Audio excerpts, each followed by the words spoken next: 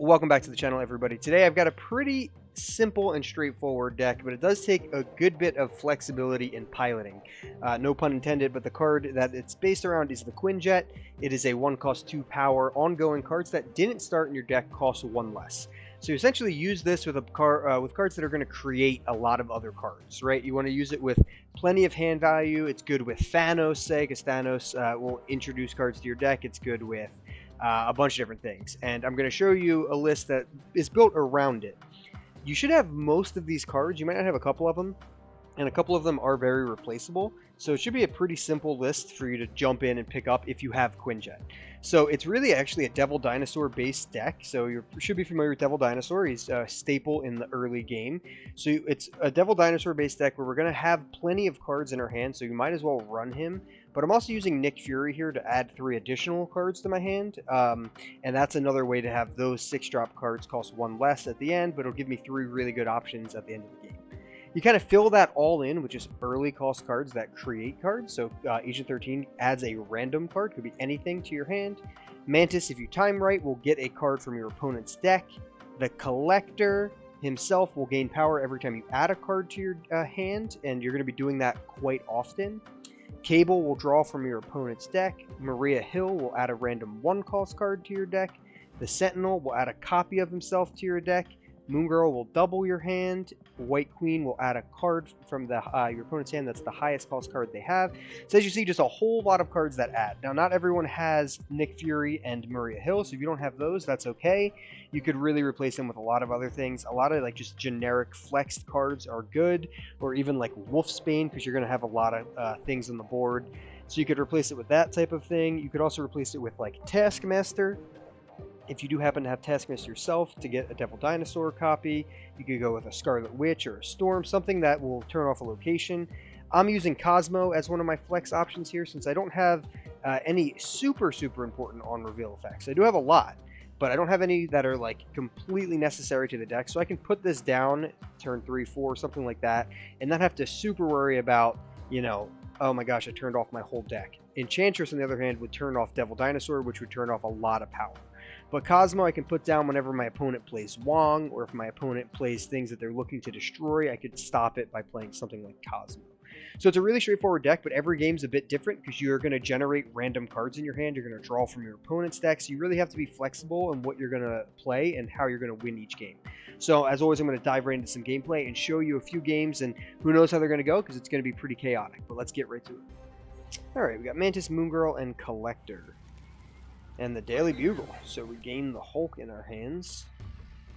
Means he's running the Hulk. I'll go with Mantis, typically to throw out on the left side if I have her. I'd rather have the other 1-drops, but I'll take Mantis. Definitely will go with Collector next. And start adding some cards to my hand to buff him up. He can get pretty big. If you're looking for another replacement for Maria Hill, Bishop's actually not bad in this deck either. You do have a lot of cards that you're playing, so not a terrible card to have. Alright, so we want to try to fill that location, and we got Devil Dinosaur, which is solid. So we're going to play both our cards here. She'll generate a 1-drop, which unfortunately I won't be able to play. It's going to be after turn 3. And Agent 13 generate Bucky Barnes. So both pretty terrible cards, if that's kind of the price you pay sometimes. I'm going to play it anyway to fill this location and get a 6-drop for free this turn. I think I can do it before he can. He probably is going to play 2 4-drops. So I got Orca, pretty nice. He'll be 14 power if he's played solo, so that's not bad. But I'm not very confident in winning this right location anymore. So he gets the Hulk back for himself. And he Jubilees, so yeah, he's going to win this right side location. And he would have actually gotten the Raft bonus if I didn't do that, so I'm happy that I did it. I'm not going to show my hand with Orca. I'm going to try to win the left and the middle, and I'm going to try to win the middle with Orca alone, if I can. If I can't, I can always drop the Hulk and Orca in the middle for a large power spike. So we'll see what he does here. No, not a lot of people like this card. I don't have him yet, but he's pretty nuts.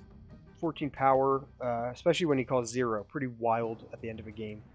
But like I said, we're going to wait. We're going to see if he plays cards here.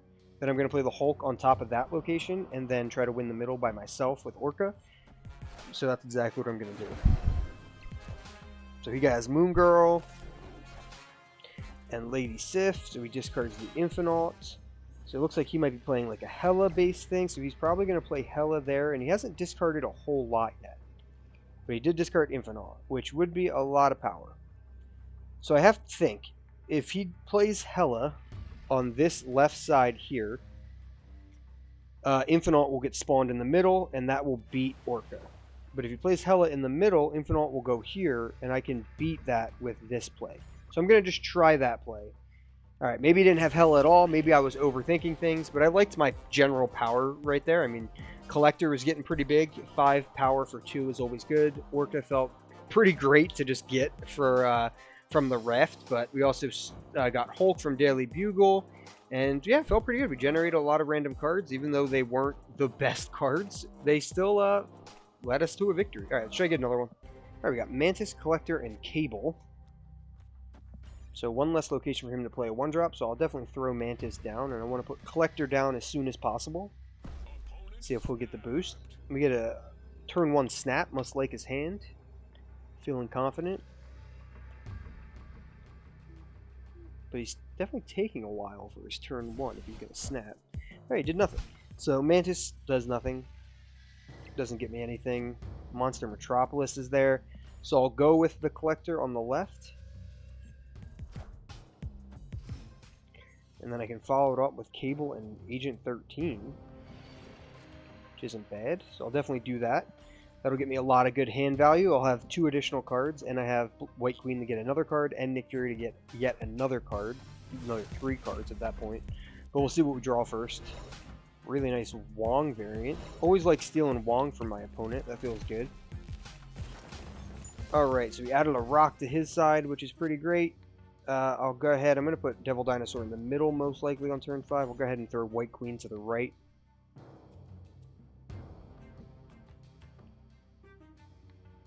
See what he does here. He only can play 1 card right now with Electro out. But I've liked my curve so far. Even though we haven't seen Quinjet, I've still liked the flow of my curve. Feels pretty good. A lot of varied power out on the board. And we got Collector sitting at 4 power already, which is great. So he has the Infinite, which I just copied. So I'm going to guess he's probably going to play that in the middle and skip this turn. I'll still put the Dinosaur down now. In the middle. So yeah, he's going to throw Infinite there most likely. But we can beat it if we need to. So Quinjet joins our hand now, which is pretty interesting. So I'll play Quinjet, and then I'm going to play Nick Fury. So it's going to add 3 cards to my hand. And a lot of these cards are going to cost 1 less. All going into turn 7, which is always interesting with Magic over there. But he's going to play most likely the 20 power. I mean, he could play it in any of these locations. He's behind in all of them. We know he has Infinite. Kind of one of the things I like about White Queen is it gives your, gives you a little vision into your opponent's hand, so you can try to predict what they're going to do at least a little bit. And he skipped his turn 5, so the Infinite should be coming down, but he does have 7 energy since Electro gave him +1, and he's turn 6. So he has 7 energy this turn, and he'll have 8 energy next turn. So he has a lot of energy. Alright, so we put Quinjet down, we put Nick Fury down. Let's see what we get. We got Orca again. Return of the Orca. Alright, and the Infinite is in the middle. And now we have some options. So things are going to be reduced by 1 cost, at least some of them. So Cable is reduced by 1. Alright, and he fled. Yeah, he's winning the middle, but I can easily win it back by just playing something that has like 4 power realistically. You know, I could have just played like She-Hulk on the right and then like, or even She-Hulk in the middle and Cable on the right or the Sentinel on the right, and really probably locked down 2 locations. So it felt pretty good being able to steal things. Didn't really get to show off Quinjet in this game just yet, even though it hit the board. So let's try to get another one. Alright, we got Nick Fury, Devil Dinosaur, and Maria Hill, and a Quinjet. So the throne rooms here, cards with the highest power are going to have their power doubled. So I definitely want that to be my Devil Dinosaur location. The Ninja joins our hand, which isn't great. Alright, so we're going to play Maria Hill. That will give me a 1-drop, and it will cost 0, which is nice. Quinjet actually has the ability to make your cards cost 0, unlike Zabu, the Tiger. Makes your 4 cost 2 less, but they can't be less than 1. Alright, so Cosmo's actually pretty solid. And since I want to play Devil Dinosaur on this location anyway, I'm going to go ahead and drop Cosmo on the left. He's not going to get revealed this turn, which is actually kind of nice. So we'll see if it ends up being a good payout or not. We're going to then go ahead and drop White Queen in the middle. She's going to steal a card from my opponent. Highest card. It looks like a destroy deck, so maybe Death. We're not sure. Dang, if Cosmo would have revealed first, that would have been great. But he did not. Alright, so we're sitting at 0 power there. We need to start filling our hand a bit to be able to play Nick Fury here. So, alright, he is most likely, he's got Hobgoblin. He can play that on the right. He could play it in the middle. So I have a few different funny options I could do to try to counter that. He can't play it on the left. So I could play Nick Fury in the middle here to block this location if he did play it here. But if he's going to play it on the right to try to win that location, I could also do this and try to block that location. So I'm going to do a little risk. I'm going to try to block a potential Hobgoblin that's coming over. All right, it didn't come over. Was worth a shot. Didn't work out, but we tried it anyway. But we got Destroyer, which is actually really good into Cosmo and armor. All right, so we have a Destroyer from Cable, I think is what stole that, which is pretty dang great. So he's not going to actually trigger his ability, and he's going to be 30 power, and he's going to take away 9 power from Warpath. That feels pretty good. Other option was, if I played Nick Fury last turn, I would have just played Devil Dinosaur this turn, because he would have been pretty huge. But this deck's all about kind of taking advantage of what you get from your opponent's deck and from what you generate. So I think it's a perfect example of why I'm going to drop Destroyer here and see how it goes. So Destroyer comes down. He doesn't kill everything on the board, but he wins that location with a huge swing of 30 power. And I win the right, and Hobgoblin came down in the middle. Felt good. I probably got a little fancy trying to block Hobgoblin on the right, but that play would have won me the game right there. But stealing Destroyer on top of 2 Cosmos and an armor, that works. Good game. Hopefully you guys enjoyed this deck. You got to kind of take what you get and flow with it. So if you guys enjoy that style of gameplay, try this deck out. As always, thanks for watching. Leave a like, leave a comment, and keep on snapping.